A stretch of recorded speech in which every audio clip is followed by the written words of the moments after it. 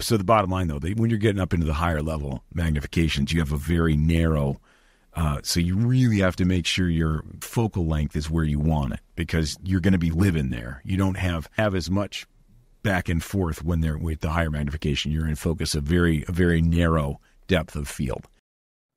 Welcome to the Digital Smile Hub, the podcast that is dedicated to making clinical dentistry simple. Join us as we decode the complexities of dental care by providing actionable insights into the diverse aspects of clinical practice, the latest trends, and the newest technologies. Whether you're a seasoned clinician or just starting out of dental school, listen in on engaging discussions, expert interviews, and a wealth of tips and tricks to enhance your clinical workflows. So turn up that volume and get ready to transform your clinical practice with the Digital Smile Hub. And now, here's your host, Dr. Tim Anderson.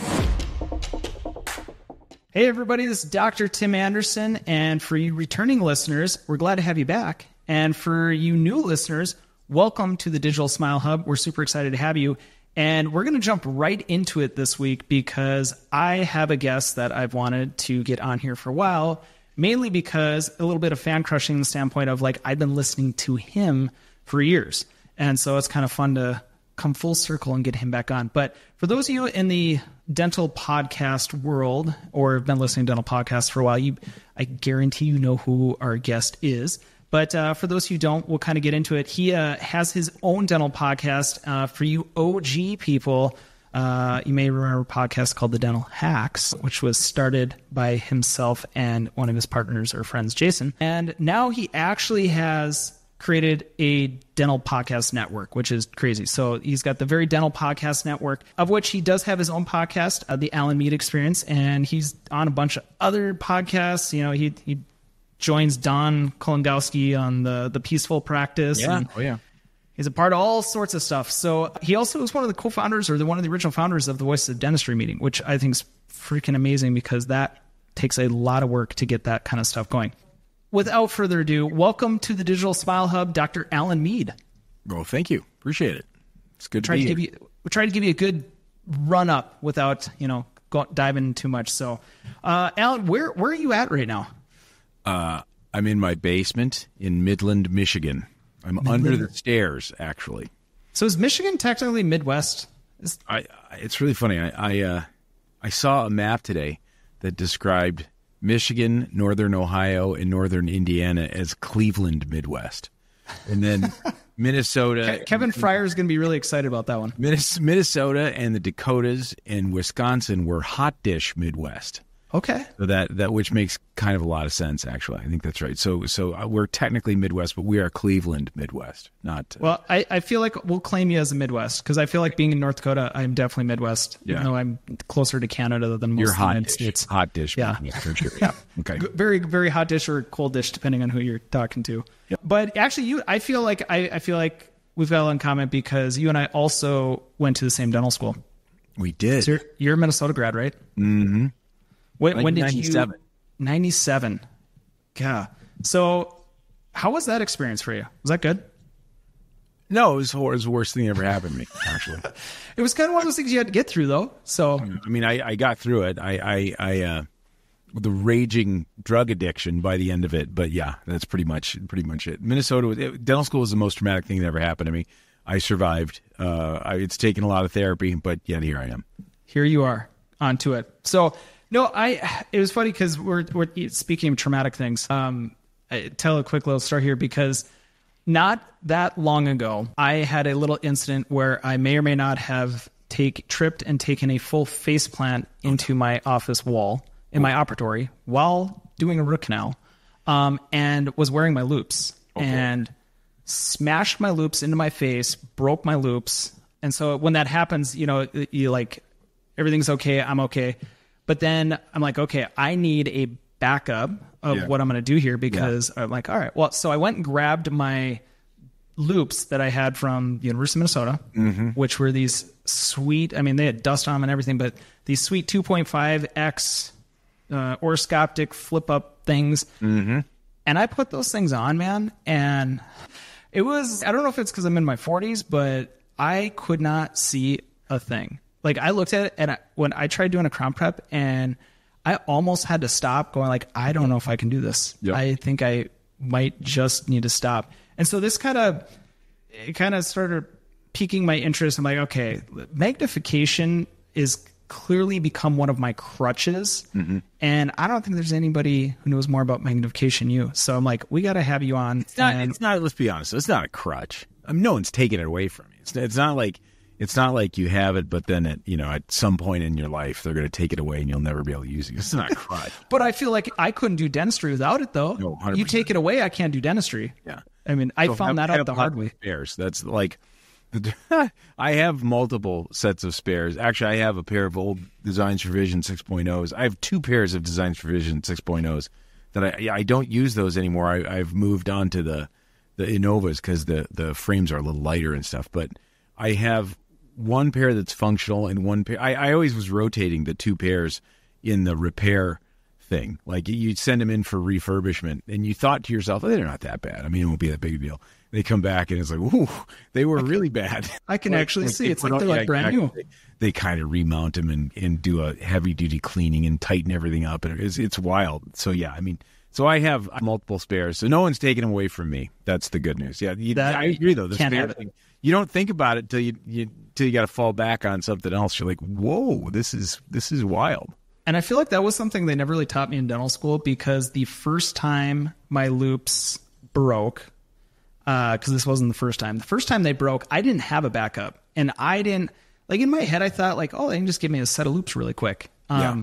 No, it was weeks. And so I'd like plan it around like vacations. I'm like, this is crazy. So it really drove home.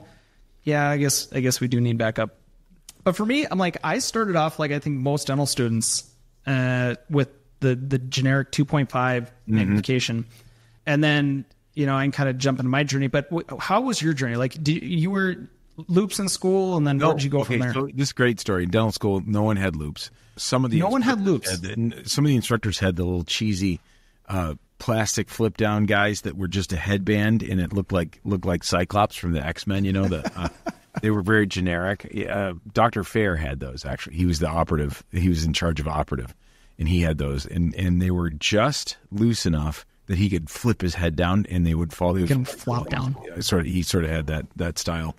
No one really used loupes. I ended up becoming a rep for Surgitel in dental school. And so I had a case. How does that happen? I don't know. I don't know quite what happened with Surgitel. They wanted a student selling them. And so when they gave me a little case with demo sets, what's really funny? I still have the case. I still have the demo sets around here somewhere.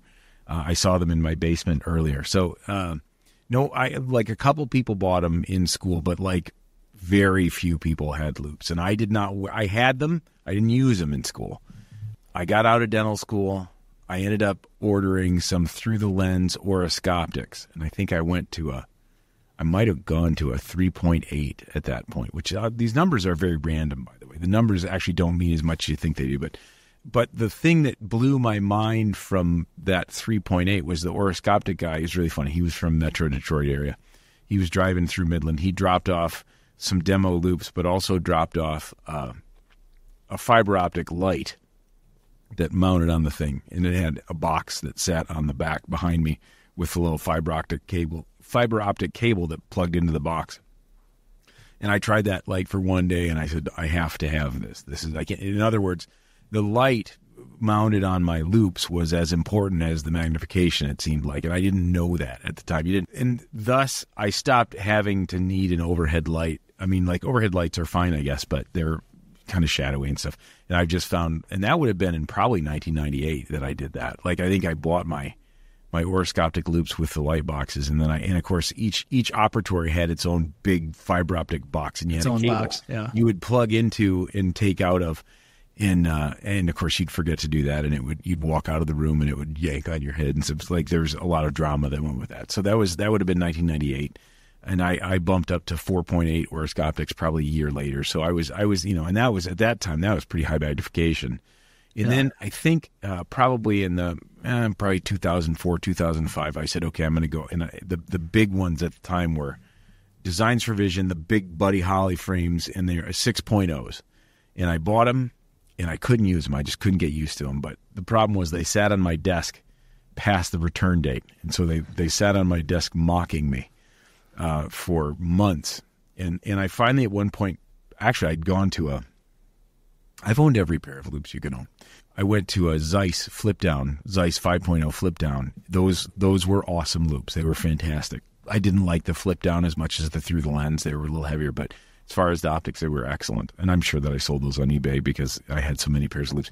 I finally picked up the 6.0s because they would just sit there and laugh at me. And I one day it clicked. I was able to use them. And so you got to force yourself to do it. Yeah, you do. There's a discomfort factor you have to force through. So, well, you said something kind of interesting, and I want to dive into it a little bit because one of the things that many new clinicians, as they're going through their loupe journey, after they've got their first set and they're looking at their next set, you said the numbers don't matter that much from the magnification. And I think you've gone from your progression was bigger and bigger and bigger, from the focal. When you said it's not that important, dive into that a little bit. And then why did you keep going bigger? So the numbers don't mean much, except the numbers for me always, it was higher than the last one. But what's interesting is the magnification, if you got, 4 power, 5 power magnification, that's based on a certain focal length. If you set your focal length up further so you can sit up straighter, and this is, of course, where they've gone with ergonomic loupes and stuff, the magnification is actually lower. So if you're sitting, and I tend to sit on a saddle chair. I got into saddle chairs early. I got into saddle chairs before they were cool. They were weird when I got into them. But in the saddle chair was, of course, you sit up quite a bit straighter, and so I needed a longer focal length. So my 6.0 designs for vision were probably closer to about a 4.8 times magnification. The number is much less important than what you get out of them. On some level, it's. I think everyone.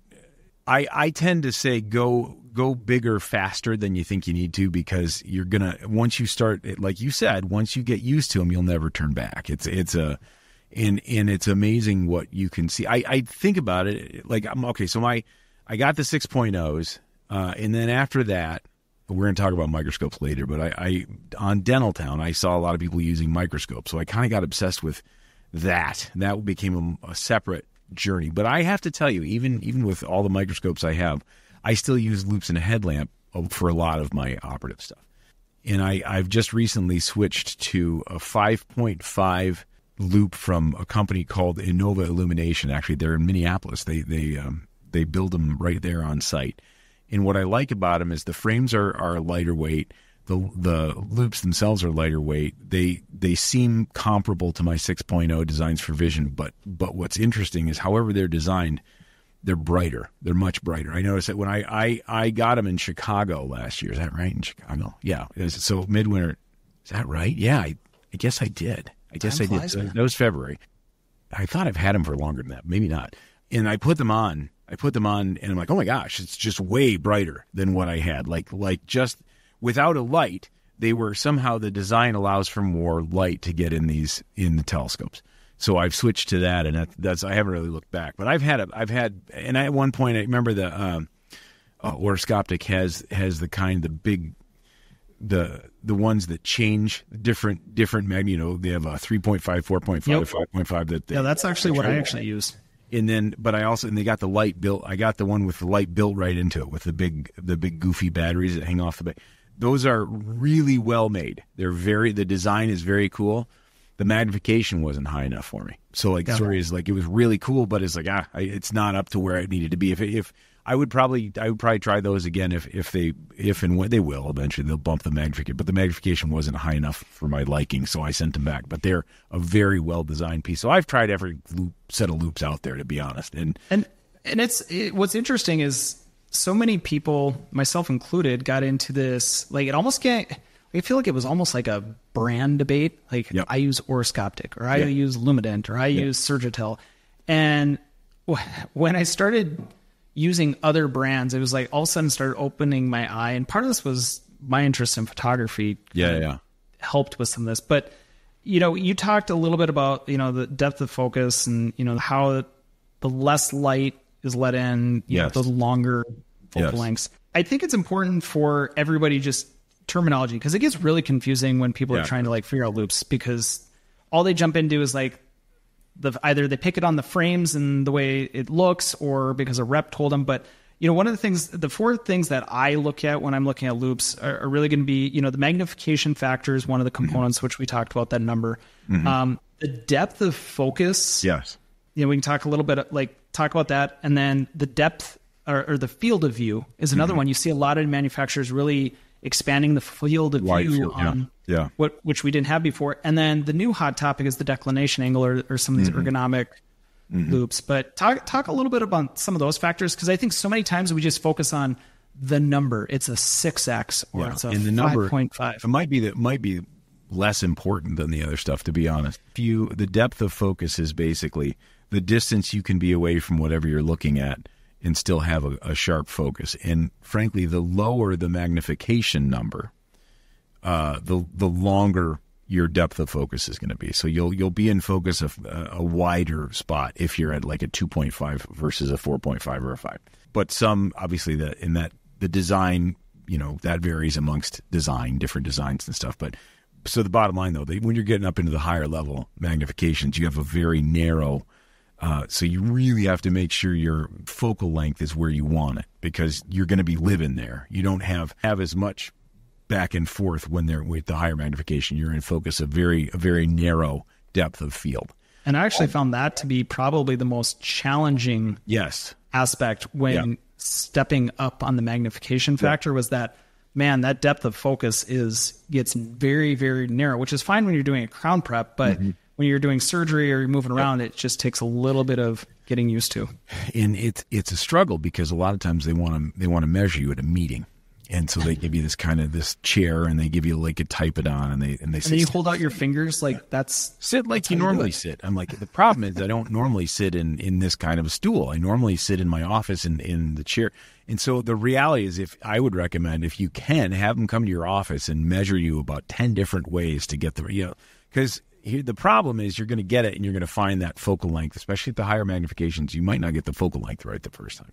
And it is something they can change, but it has to, they base it on a measurement that they take. I mean, they're usually pretty good. And if you're used to wearing loupes, you can probably accommodate to something that's not ideal. But the reality is, it's worth taking the time and having them measure. And if they have to measure it again, have them measure it again.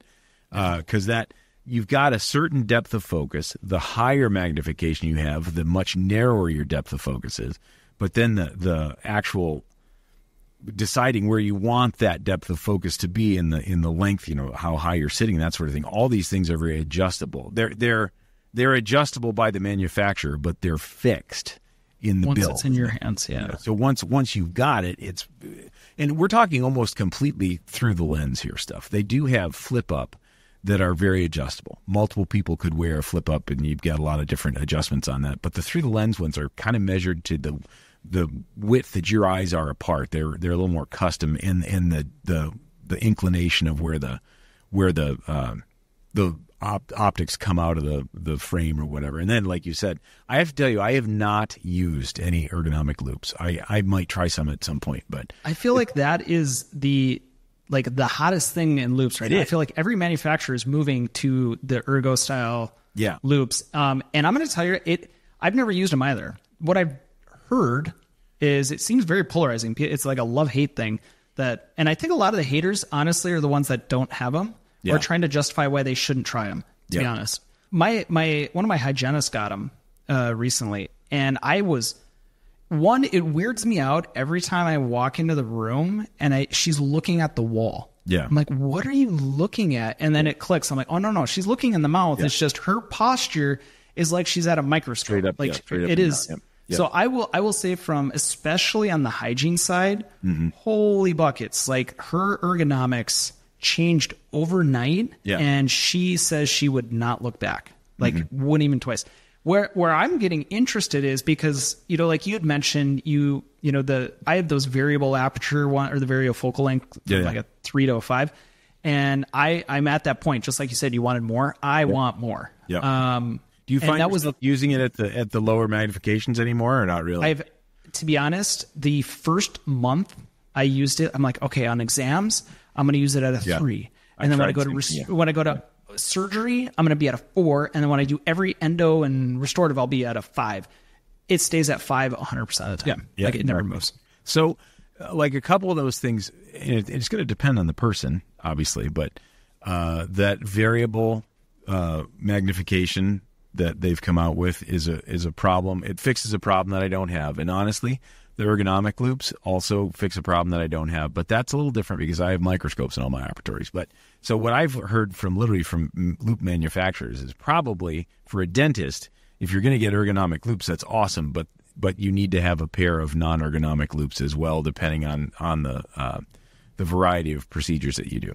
Yeah, and that's kind of the pretty tough to work on. I've kind of heard of on the upper. The positioning is harder in ergonomic loupes if you're doing longer procedures on the upper, where they're just fantastic for the lower. So, and I mean, does it sound silly to me to have a pair of loupes for when you're working on the lower? Absolutely not, because I mean, let's be honest. I mean, in the microscope, I still struggle working on lower molars, especially the distals of lower molars, just because of the angulation. But so the reality is, I wouldn't have a hard time having two different sets of pair of loupes to work on upper and lower at all. I think what this just kind of hit me too, because with these new ergo loupes, you made a comment earlier which made me think of this, because you were talking how the better your posture is, the further you're away with your ergonomics. Yeah. The magnification factor is slightly different. And that's one of the things I think people are getting a little tripped up on these ergo loupes is they'll see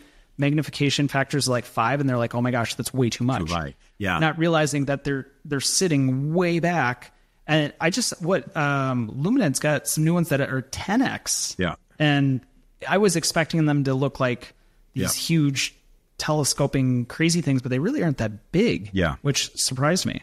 I think the manufacturers here's the problem. You can't really compare one set of loupes to another in magnification just because the focal length determines the magnification.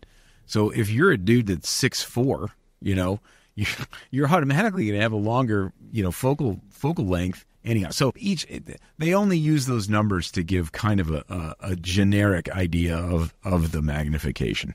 It's all right. So you've used more loupes than anybody I know. Yeah. So if you're talking to a dental student or a newer grad who's interested in getting a second pair of loupes or new set of loupes, where should they start? Well, what's really cool, first off, in dental school, they discount them significantly. Every manufacturer gives a really good deal to dental students. So, and I mean, not like there's a shortage of things for dental students to spend money on, but that is a good time to invest in that technology because they discount them significantly, like maybe over 50% on some level. Yeah. I don't know if it's because they're hoping for brand loyalty over time. I'm not sure. But the reality is if you're used to a set of 2.5s, and the manufacturers go to dental schools all the time. I mean, they have loop fairs all the time. I would try a bunch of them out. A lot of times they have some generic ones that you can demo. I don't know if and probably at dental school, I bet you could demo them on a patient just to get an idea of how much magnification you could tolerate. And the other thing I have to say, go bigger than you think, go higher magnification than you think you're going to need because no one, I can't, well, that's not true. I tried Designs for Vision 8.0s. I couldn't get used to them. Even after the 6.0s, I got them and I'm like, I returned them before the return date this time. So, because I'm like, I can't. And it was not because the magnification was too much. It was because if I took a breath, it would shudder, right? It was just it was like I was the problem. I wasn't like I couldn't sit stiff enough to and that's when it can, if you're getting up to that level, that's where having a microscope mounted to your ceiling, your wall is a little bit more steady. But the reality is go bigger than you think. The manufacturers are constantly in dental schools, so I would definitely try that. Now, if you're a new dentist, not a dental student, a lot of times they still get pretty good discounts for younger dentists, but any major show is going to have a whole bunch of manufacturers there. And the other thing is it used to be your manufacturers were basically orthoscopic and Designs for Vision. And everyone's like, oh, everything else is just junk. Well, that's not true. There's a whole bunch of good manufacturers out there. I mean, I love and have worked with Innova Illumination. I think they're up and comers. They're very good. It's really funny. They have poached a lot of people from other companies recently. It's just because they're just growing. They're growing like crazy. And they have a line of microscopes they can sell, so they can kind of go on both sides of it. And they build their own surgical headlamps and loop mounted lights in Minneapolis as well. So they were a light company that merged with a loop company way back in the day. So they sort of always had they designed them hand in hand. That's one of the reasons I like Innova so much. But Lumident is a really good one. They've got some they're lower cost, maybe a little bit. There's a lot of up and comers. I got no problem with any of them. Best place if you really wanted to go see like every loop manufacturer there is, you got to go to like Chicago or New York. Star of the North or even the MDA is going to have some, but you can't. You trip over manufacturers you never heard of if you go to Chicago or New York because everyone shows up there. And honestly, those are good places to try them. And most of them have a guarantee that if you get measured for them and they're not right, they'll keep working on them till they're right. And they give you X amount of time to try them. Don't let that lapse because that's what I did. But the reality is like they don't. It's not a final sale. You get to try them out and make sure you like them. If you were really savvy, you buy several pairs and then return returning them. I don't know. They make it pretty easy for you, but it is a very customized product. So you have to be kind of demanding, and you have to know what you want a little bit. For instance, they all thought I was nuts that my focal length was so long, but it was because I was on a saddle chair. I was sitting up straight on a saddle chair, and it kind of required that. And they all thought I was crazy. Like, that's the longest focal length I've ever seen. I'm like, I know, but this is what I want. And so you kind of have to know, the chair you'll be sitting in. You kind of have to know how you'll be using them. It's good to know that stuff for sure. Well, and I think your story is a great one because it also highlights the fact that this is not a one-time purchase. Yeah. This is going to be something that you will grow out of, and that's okay. That's a good thing. That means you're progressing, your skill set's changing, your attention to details change, everything's changing. So I think going into that knowing, hey, this is not a one-time purchase. I need to learn from it, and then when you go to buy the next set, keep doing it. I love that you said go bigger than you think because that is the one thing I like when people are like, oh, I'm going to go 2.5 to a 3. I'm like, don't bother. That really didn't do anything. So, try it out. Worst case scenario, you don't like it, but you give it some time, try it out. But loupes are great. And I would argue that you can't do dentistry without loupes. I mean, I require my hygiene to use loupes, but I also went down your road from the standpoint, like I built a new office recently and we didn't even equip overhead lights. Yep. So none of my ops have built-in overhead lights because we require everybody to wear loupes and lights. So talk to us a little bit because I agree wholeheartedly with you that loupes are good, but lights are king. Yep. I have friends. I think they are of equal weight to me, but they're without each other. They're definitely less useful. Like loupes with an overhead light are just frustrating to me. Overhead lights have so many shadows and stuff.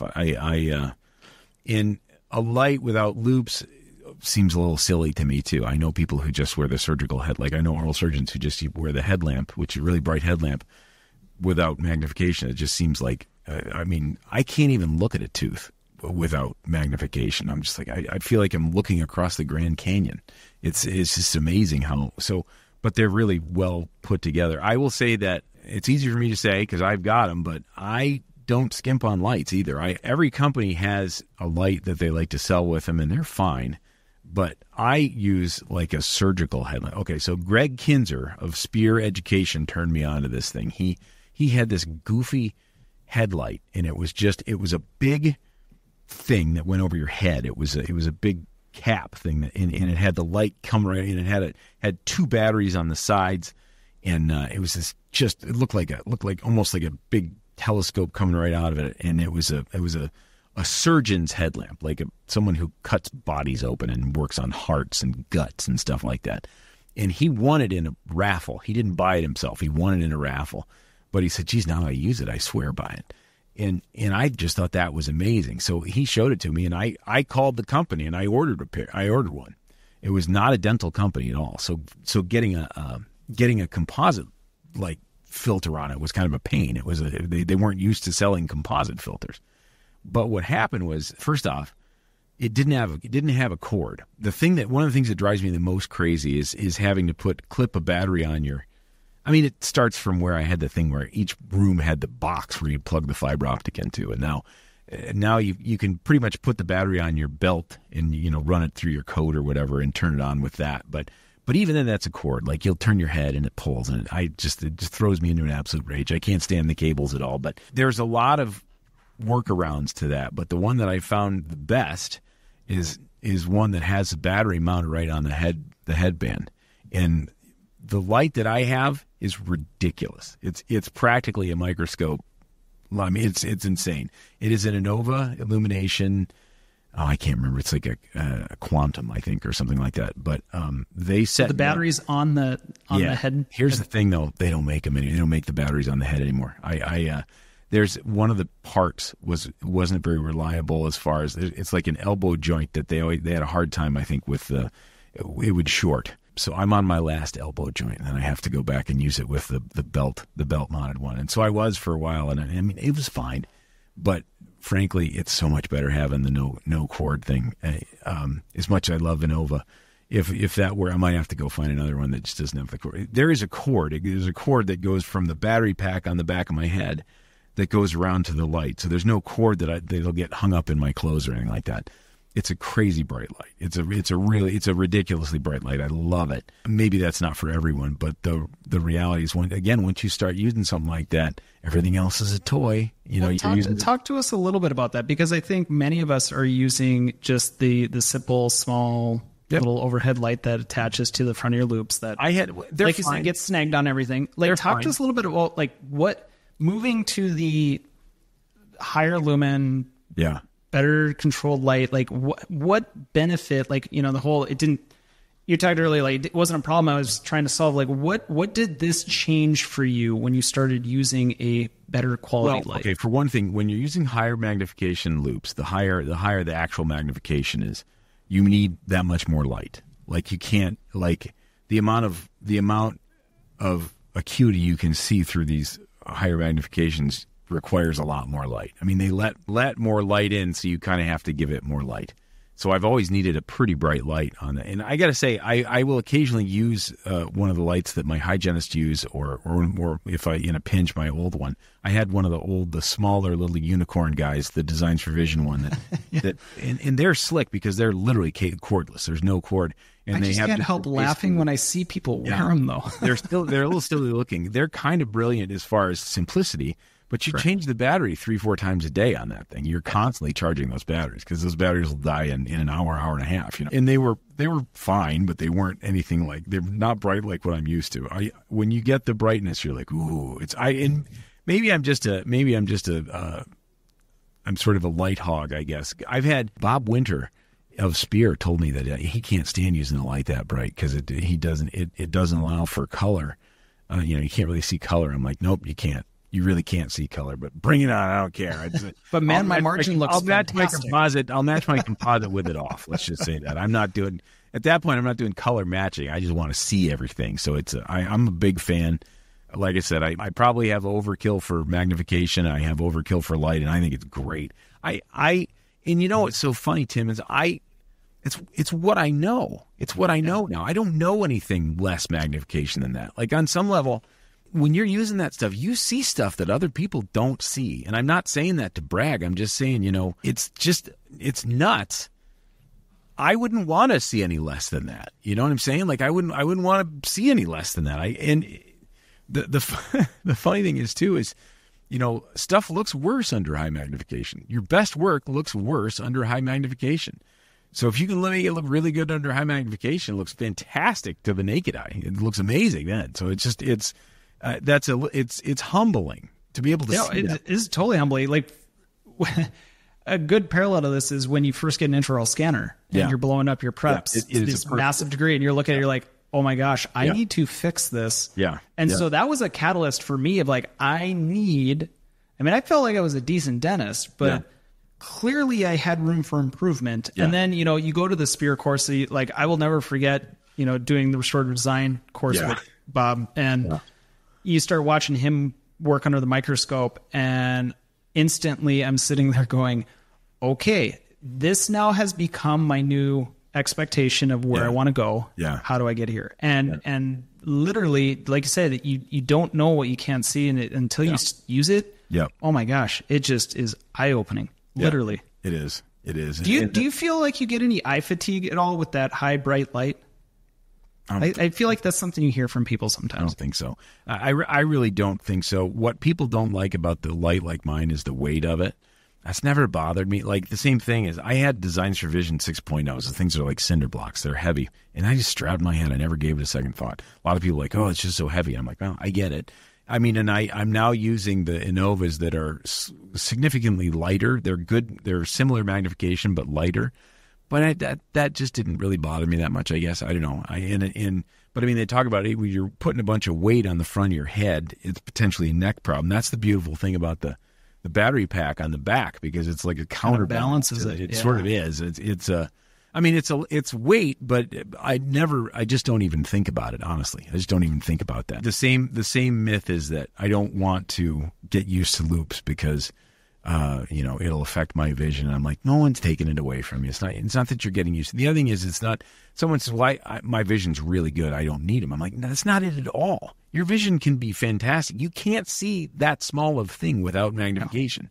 No. It isn't like there's just some people in your dental school class that can just see that much better than everyone. So we're not superheroes here. This is not X-Men stuff. This is because magnification is, you're seeing more at greater acuity. You are not, it's not that just some people don't see as well. That's not how this works.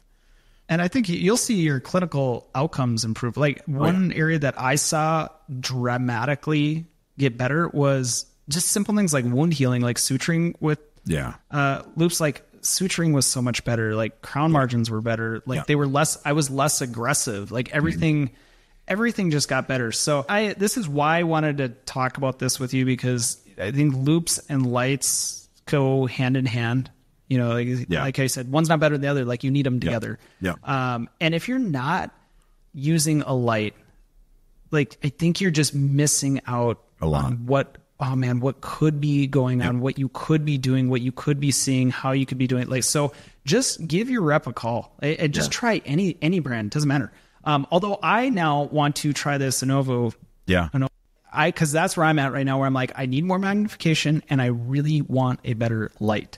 So this is the first light I think they designed like this for dentists too. Like it's designed to have the composite filter on and stuff like that. We're a company that built surgical headlights for a long time before they became sort of more dental oriented. So they are seriously good lights. They're really good lights. I forget the name of it, and I'll get a link for you so you can put it in the show notes. And the other thing is they're expensive. They're no doubt about it. They're thousands of dollars. Would think twice about. I would buy another one in a second. In fact, I did. I have multiples of them. Of course you do, right? Well, I mean, you know what? We were laughing about it in the beginning. You don't really want to be without. If you're working and you don't have what you need, you don't work. I mean, I guess you could. I would never prepare a crown. I would never do anything without the magnification, honestly. And then the few times when you run down to hygiene, you think, shoot, my loupes are in the other room. You go in there, you start doing the exam. You're like, okay, hang on, I gotta go get it, because that's just, you can't see anything. It's just not. And there's a certain level of expectation when you need to see what you need to see, and that's your standard just gets higher. Yeah. Well, Alan, I appreciate all of this, and I think listeners, if you guys are taking home anything with this, like, get a bigger magnification than you think. Yep. Get the best quality light you can, and just start moving forward. Don't overthink everything. Just get with a brand, talk with them. But I think the other thing is start and look around, try different ones, go to the shows. Like this is one of the really good things about trade shows, is that you have the opportunity to actually sit and talk with them. Don't just have like the one rep that shows up to your office, or that one, company that'll talk with your Patterson Shine rep. They want to be the one rep that shows up and sells you the thing. But so go to the shows and try a bunch of them, because your face shape might fit certain frames better than others. Honestly, it's worth trying a whole bunch of them. And continue to level up. This topic is so good that it literally leads into another topic that is the next level on top of this. So starting with, just basic magnification, going up a little higher, starting a basic light, good light. Then we start moving into what Alan really enjoys and where you really take the next level, which is with scopes. So next week, we're going to have you back, Alan, and we're going to talk about microscopes and really taking your magnification to the next level and what it can do clinically for not only you, your patients, documentation, clinical skill sets, all that kind of stuff. So join us next week. Appreciate you guys all coming back. Alan, how can they get a hold of you? Oh, geez. Probably your best bet would be to go on Facebook. It's just Alan Mead, or you can become a member of the Very Dental Facebook group, and I require a password. I have 5 passwords. You can use one: Timmerman, McWethy, Hornbrook, Lipscomb, or Papa Randy. Any of those 5 will get you into the Very Dental Facebook group. It's basically only listeners of the podcast, so it's not a total garbage fire like a lot of the Facebook groups that I have. Shoot, I started some of them. This one is not. This is a much milder group. Or you can go to the Very Clinical group, which is another really good one. Zach and Kevin do that one too. So, and I will advocate wholeheartedly for both of those groups, because great people, great community. That's what we are all about here at 3D Dentist. So, Alan, thanks so much. We'll catch you next week. Listeners, have a great rest of your day, and we'll catch you soon. See you later. Thank you.